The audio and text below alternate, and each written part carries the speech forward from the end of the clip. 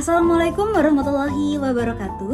Halo semuanya, saya Dini Nurgiana, mahasiswa dari Setiap Perdana Mandiri, jurusan akuntansi semester 4. Pada kesempatan kali ini, saya akan membahas mengenai materi auditing 1. Teman-teman semuanya, audit menurut Alvin Arens yaitu merupakan proses pengumpulan dan juga evaluasi bukti tentang informasi yang digunakan untuk menentukan dan juga melaporkan derajat kesesuaian antara informasi dan juga kriteria yang telah ditetapkan.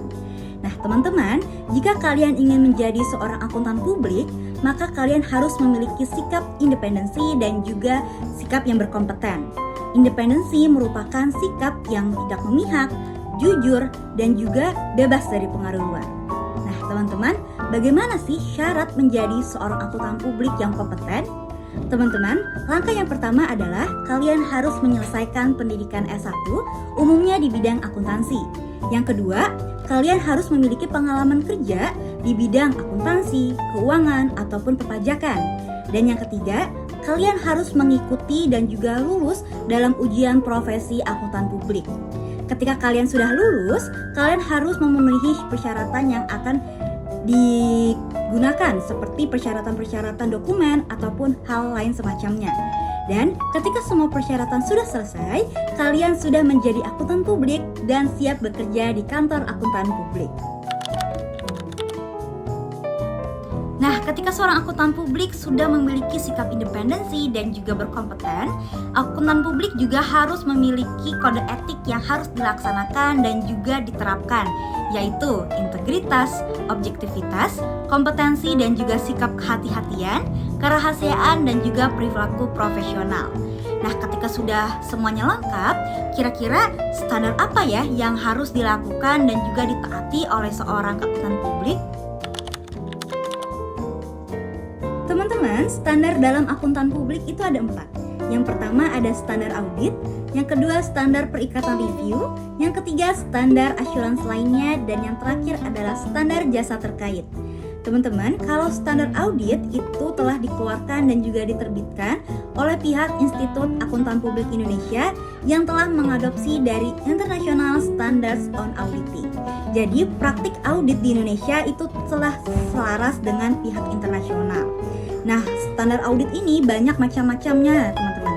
Seperti standar audit 200 sampai 299 mengenai tanggung jawab auditor, standar audit dari 300 sampai 499 itu mengenai perencanaan audit dan juga penilaian risiko, standar 500 sampai 599 mengenai bukti audit, standar 600 sampai 699 mengenai pekerjaan auditor lain untuk membantu proses pelancaran audit, dan yang terakhir standar audit 700 sampai 799 yaitu mengenai pembentukan opini dalam laporan audit.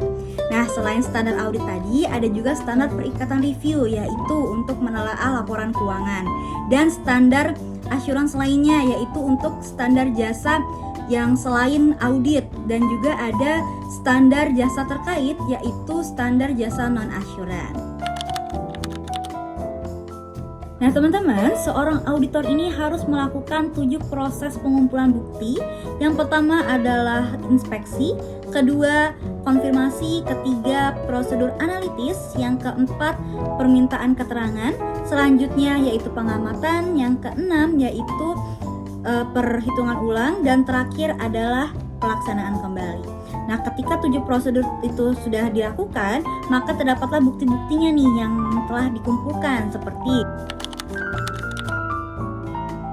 bukti itu ada bukti fisik, bukti dokumentasi, bukti konfirmasi, bukti analitis, bukti wawancara, dan lain semacamnya. Nah teman-teman, yang terakhir adalah tahapan dalam proses audit. Di sini saya mengambil dari seorang ahli yaitu Alvin Arens. Jadi ada 4 tahapan teman-teman. Yang pertama yaitu Plan and Design and Audit Approach, di mana seorang auditor akan melihat dan membaca situasi bisnis klien dan akan melakukan penilaian risikonya apa saja. Yang kedua adalah Perform Test of Control and Substantive Test of Transaction, di mana Seorang auditor ini akan mengecek atau melihat sistem pengendalian internal perusahaan. Jika sudah oke, maka akan mengecek lanjut ke bagian sistem pencatatan transaksi mereka.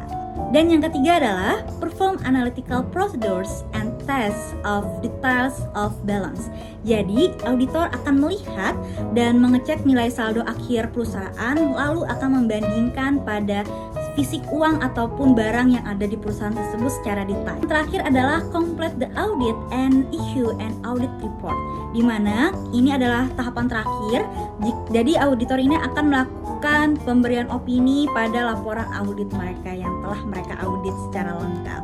Jadi itu saja teman-teman yang bisa saya jelaskan. Mohon maaf jika saya terdapat salah kata ataupun terdapat kekurangannya. Saya akhiri, wassalamualaikum warahmatullahi wabarakatuh. See you.